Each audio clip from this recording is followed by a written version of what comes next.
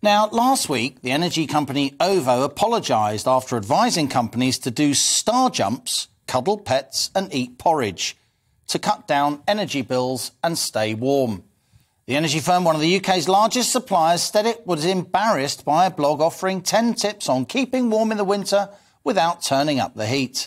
These included having a cuddle with your pets and loved ones, challenging the kids to a hula hoop contest, or doing a few star jumps, direct quote.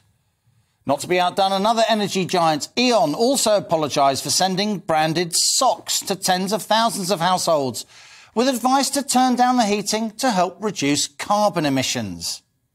Energy bills will significantly rise in April when a new household energy price cap kicks in.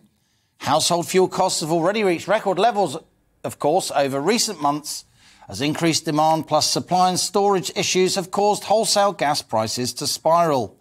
When the new household price cap is announced in February, it's set to soar from £1,277 now for the average household to more than £2,000. Again, that's for the average household. This rise will hit millions of us hard. For large energy companies, I would say, in the midst of a cost of living crisis, to josh about star jumps and sending polyester socks through the post to people, that's a serious misjudgment. The public relations professionals who came up with those ideas, in my view, have a lot to learn about relations and, indeed, about the public.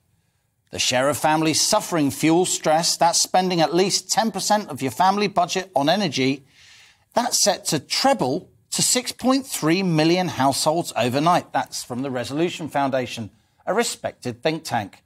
Around 1 in 4 households then. No laughing matter. Such fuel stress will extend beyond the poorest households, with low and even middle-income families struggling, the latter, of course, not eligible for benefits.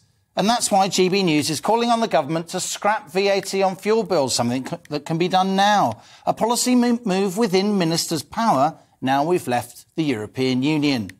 The cost of living squeeze is tightening. Hard-working families are already facing higher inflation and tax rises in April. So we're renewing our call on the UK government to help families cope with spiralling household energy bills by scrapping the VAT.